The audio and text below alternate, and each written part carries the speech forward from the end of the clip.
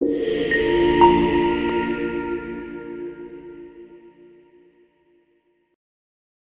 Students, welcome back to another video. तो इस video में हम लोग क्वेश्चन नंबर 4 और 5 करने वाले हैं। तो चलो स्टार्ट करते हैं। तो देखो, हमारा क्वेश्चन नंबर 4 में क्या दिया हुआ है कि हमारा जो गिवन दिया हुआ है क्या, HCF ऑफ 306 और 657 का एलसीएम क्या है, 9 है। फाइंड क्या करना है हम लोगों को, एलसीएम फाइंड करना है वही दो नंबर का, ठीक है ना। अब 306 और 657 का हम लोगों को एलसीएम फाइंड करना है। तो देखो, यहाँ पे हम लोग साफ साफ देख पा रहे हैं कि हम लोगों ने एक रिलेशन इसका प्रीवियस वीडियो में किया था, रिलेशन वाला सम, ठीक है। क्या होता है कि एलसीएम इंटू एचसीएफ जो होता है वो क्या होता है, प्रोडक्ट ऑफ टू नंबर्स, ठीक है, प्रोडक्ट ऑफ टू नंबर्स, ठीक है।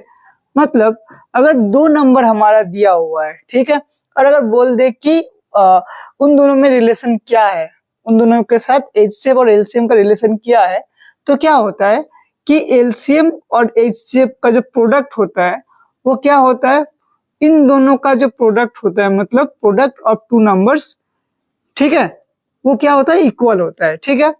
तो इसी रिलेशन से हम लोग क्या निकालेंगे, एलसीएम को यहाँ से फाइंड करेंगे, ठीक है। तो अब देखो, तो यहाँ पे हम लोग को निकालना क्या है, एलसीएम निकालना है। तो एलसीएम इक्वल टू क्या हो जाएगा, product of two numbers divide by HCF हो जाएगा, है ना। तो प्रोडक्ट क्या है हमारा 306 और हाँ 657 है ना, डिवाइड बाय क्या होगा, एचसीएफ हो जाएगा। एचसीएफ का वैल्यू क्या है, 9 है। तो हम लोग काटते हैं, क्या हुआ, ये यहाँ पे आएगा 102 और यहाँ पे आया 3। तो फिर से इसको काटेंगे तो क्या आएगा, 3 से काट रहे हैं तो क्या आएगा, 3 से काटेंगे तो ये आएगा हमारा 34, ठीक है। तो अब देखो, इन दोनों को मल्टीप्लाई करके आप लोग मल्टीप्लाई करके देख लेना, मेरे को याद है तो मैं डायरेक्ट लिखता हूँ, आएगा 22338, ठीक है। क्या आएगा, 22338, ये हमारा इसका निकल के आया क्या, एलसीएम। ये हमारा क्वेश्चन नंबर 4 का आंसर है, ठीक है। तो हम लोग क्वेश्चन नंबर 5 की तरफ मूव करते हैं। तो चलो स्टार्ट करते हैं क्वेश्चन नंबर 5। तो देखो, क्वेश्चन नंबर 5 में क्या दिया हुआ है, क्वेश्चन नंबर 5 में बोला है check whether 6 to the power n can end with the digit 0। क्या 6 टू द पावर n का जो वैल्यू है वो हमारा 0 के साथ इंड हो सकता है या नहीं, ये हम लोगों को बताना है, ठीक है। यहाँ पे और भी बोला है for any natural number n, ठीक है। तो n यहाँ पे क्या है, पावर है, ठीक है। तो पावर के साथ हम लोगों को अभी कोई मतलब नहीं है। हम लोग, मैंने यहाँ पे एक सेंटेंस लिखा है, उसको देखो आप, if any number end with 0, अगर कोई भी नंबर 0 के साथ इंड हो रहा है, इसका मतलब क्या है, it should be divisible by 10। वो किससे डिविजिबल होना चाहिए, 10 से डिविजिबल होना चाहिए, और 5 and 2, 5 और 2 का प्रोडक्ट से भी डिविजिबल होना चाहिए, या फिर या तो 10 से डिविजिबल होना चाहिए, नहीं तो 5 और 2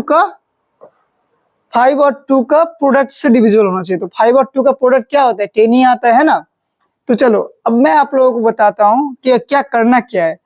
अब यहाँ पे क्या है, 6 टू द पावर n है, तो 6 टू द पावर n का प्राइम फैक्टराइजेशन निकालना है।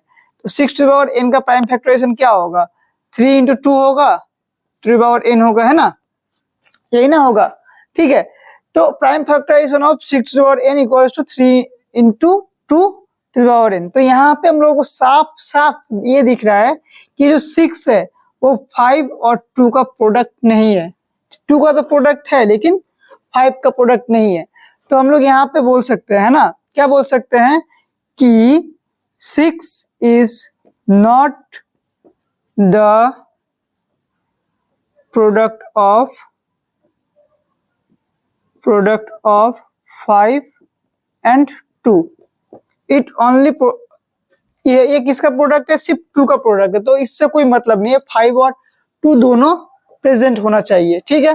तो 6 क्या है, 6 is not the product of 5 and 2, therefore हम लोग क्या बोल सकते हैं इसके बाद, 6 to the power n can not end, किसके साथ इंड नहीं हो सकता है, with the digit 0, with the digit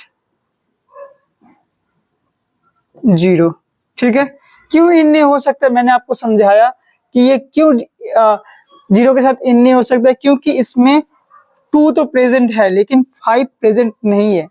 तो 5 प्रेजेंट नहीं है तो ये 6 टू द पावर n 0 के साथ इंड नहीं हो सकता है। तो स्टूडेंट आज के वीडियो में बस इतना ही। नेक्स्ट वीडियो में हम लोग क्वेश्चन नंबर 6 से स्टार्ट करेंगे। तो चलो मिलते हैं नेक्स्ट वीडियो में। Thank you so much for watching.